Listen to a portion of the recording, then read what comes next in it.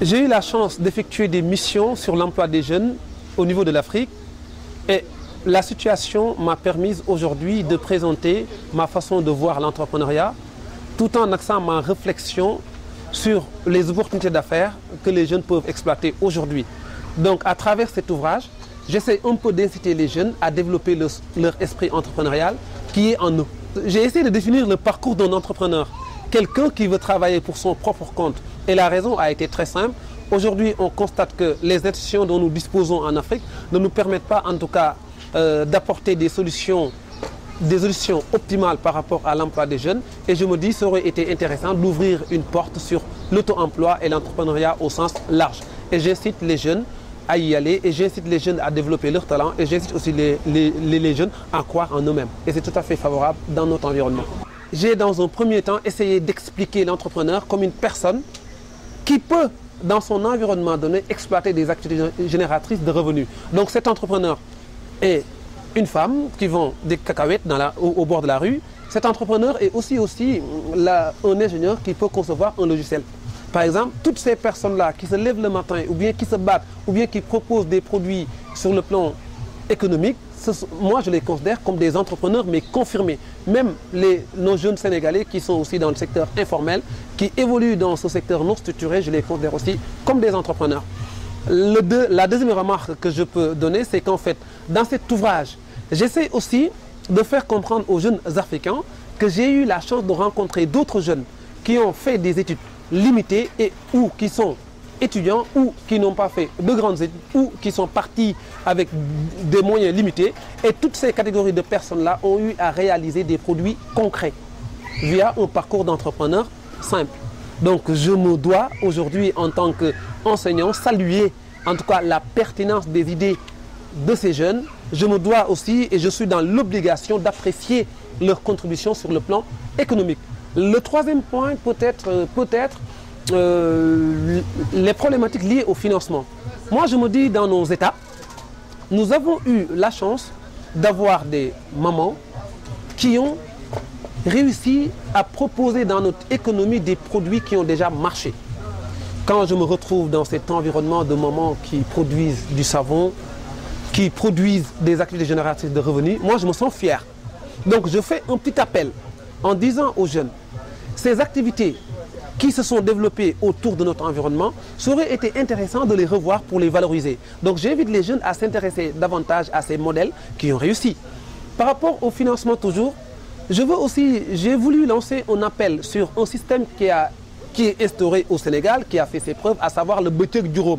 C'est-à-dire vous n'avez pas la possibilité de financer votre produit, vous n'avez pas la capacité financière et vous la financez à partir d'une méthode qui vous permet de payer tous les jours au lieu d'avoir des remboursements mensuels. Beaucoup de femmes ont réussi aujourd'hui à financer des activités à partir de ce modèle et beaucoup d'entrepreneurs aussi ont réussi aujourd'hui à réaliser des profits par rapport à ce modèle. Donc le message, il est très simple.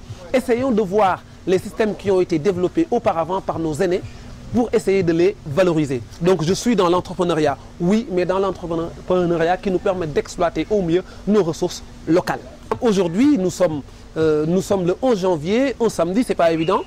Beaucoup de personnes se sont mobilisées pour venir partager leurs expériences sur le plan entrepreneuriat. Maintenant, la contribution peut-être que je vais apporter, au niveau des cours, au niveau des enseignements, très souvent, les universités et les écoles proposent un module d'entrepreneuriat. C'est bien, certes, mais j'aurais souhaité que ce cours soit orienté sur une partie concept. C'est-à-dire, au lieu de faire un cours d'entrepreneuriat, on fait un séminaire d'entrepreneuriat, séminaire pour lequel, en fait, les étudiants vont réaliser des projets à partir de groupes de travail. Moi, c'est ce que je propose comme approche. Premier point, il faudrait que les jeunes comprennent que l'environnement est favorable pour tous. Ça, c'est un point qui est très intéressant. Mais il faudrait aussi que les chefs d'entreprise qui ont réussi au Sénégal, qui ont fait fortune au Sénégal, qui ont fait fortune en Afrique, essayent aussi de s'intéresser à cette question entrepreneuriale. Parce que si aujourd'hui, nous avons la possibilité d'avoir un savoir-faire reconnu, c'est que c'est le Sénégal qui nous a donné, en tout cas cet outil. C'est l'Afrique qui nous a donné cet outil. Donc j'invite tous les entrepreneurs à s'intéresser davantage à la question entrepreneuriale. Ils peuvent accompagner les jeunes via des formations pratiques, ils peuvent accompagner les jeunes via le financement, car ils ont eu la chance d'avoir une enveloppe financière énorme qui a été constituée dans le pays. Ça aurait été intéressant qu'ils accompagnent les jeunes. Mais en termes aussi d'accompagnement par rapport au développement du projet. Un chef d'entreprise qui a réussi, en tout cas dans un secteur d'activité, qui voit un jeune qui a envie de réussir, ça aurait été intéressant qu'il soit le parrain de ce jeune. Mais quand je parle de parrain, je parle de quelqu'un qui vous suit, qui vous accompagne, qui met en œuvre avec vous votre projet de création d'entreprise. J'invite aussi l'État à redoubler d'efforts par rapport aux initiatives qui ont été prises. Moi, en fait, ça me permet en tout cas de saluer l'initiative qui a été prise par le président de la République le jeudi 9 janvier 2014, à savoir dissoudre les institutions qui étaient en faveur des politiques jeunes, des institutions telles que l'ANEJ, Agence nationale pour l'emploi des jeunes, FNPJ, Fonds de promotion des jeunes, ensuite l'ANAMAN qui s'occupe des marchands ambulants et ensuite l'agence des banlieues. Donc, en tout cas, j'ai essayé de l'expliquer dans mon ouvrage en disant que nous avons certes des institutions fortes en termes d'accompagnement des jeunes, mais il est important qu'on essaye de mettre en place une politique de rationalisation des politiques en supprimant toutes ces agences-là et en créant une seule agence pour avoir une cohérence en termes de politique. D'ailleurs, et ça me permet de faire un lien avec mon ami Birom Faye, l'ex-directeur de l'Agence nationale pour l'emploi des jeunes. En fait, si vous voulez, nous avons eu à beaucoup théoriser en tout cas sur ces questions, et je salue son initiative, à savoir oser proposer aux autorités qu'il est important aujourd'hui qu'on s'oriente vers un seul modèle en termes d'accompagnement des jeunes. En fait, c'est que l'ouvrage est un ouvrage magnifique. Je pense que Théo, c'est quelqu'un qui est à féliciter parce qu'il apporte sa contribution donc, à cette question de l'emploi, qui est une question récurrente. Donc surtout l'emploi des jeunes en Afrique. Donc comme je l'ai dit tantôt, donc, il faut le féliciter. D'autant plus qu'il a écrit un ouvrage donc, qui est simple à lire, facile à comprendre et qui est également pratique. Et dire simplement qu'il ne s'est pas limité à inciter les jeunes à entreprendre, parce que lui-même il a entrepris en écrivant un ouvrage.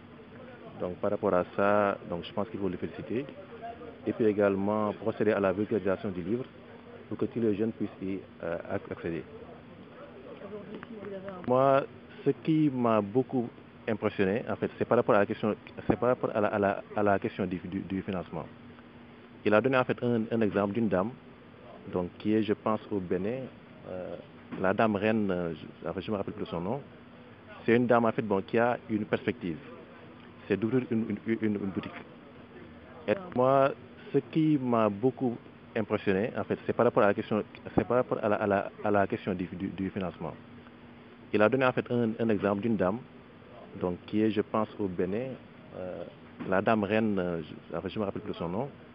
C'est une dame en fait bon, qui a une perspective, c'est d'ouvrir une boutique.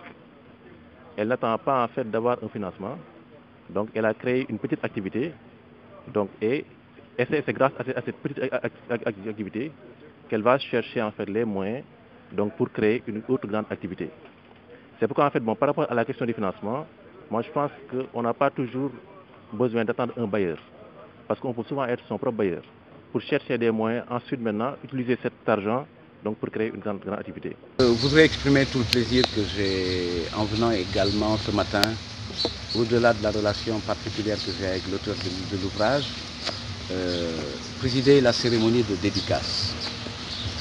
Ce livre est présenté à la manière d'une boîte à outils qui permet aux jeunes promoteurs ou porteurs de projets de retrouver d'abord la confiance, puisque c'est un livre qui est construit à partir d'une proposition de méthodologie, mais qui est argumenté sur la base de paroles d'acteurs à partir de récits de vie. Et il n'a pas fait le choix uniquement de présenter des success stories, il a également mis en évidence des expériences qui n'ont pas abouti. Les échecs ont été analysés, les facteurs clés de succès ont été mis en évidence. Mais l'autre intérêt de l'ouvrage, c'est qu'il met à la disposition des promoteurs les instruments d'accompagnement que l'État a mis en place, notamment à travers les structures dédiées à la délivrance des services financiers et non financiers pour les promoteurs d'entreprises, je pense au FONGIP, le Fonds de garantie des investissements prioritaires, dont l'analyse présentée par Théo Lam ressort toute la pertinence du dispositif et l'efficacité de la technique mise en œuvre pour lever les contraintes liées au financement des projets jeunes. Le livre revient également très fortement sur la nécessité de mettre en œuvre des dispositifs territorialisés pour apporter des réponses pertinentes et durables à la question de l'emploi. Et enfin, il nous offre un questionnement sur l'avenir de l'emploi dans notre société en termes de lien social à mettre en place, mais également il nous oriente vers les nouvelles solidarités qu'il nous faut créer, puisque le fond de sa pensée, c'est que l'un des moyens de régler l'énigme qui nous est posée est d'apprendre à faire lien à nouveau et d'être dans une logique transgénérationnelle pour que ceux qui ont déjà une expérience capitalisée la mettent au profit de ceux qui ont envie d'entreprendre, et un accompagnement de ce point de vue est attendu. Et c'est ainsi que je pense que ceux qui ont un savoir pourront contribuer à le faire savoir et en mettant en évidence leur savoir-faire par la valorisation pour l'inclusion sociale de l'ensemble des citoyens sénégalais.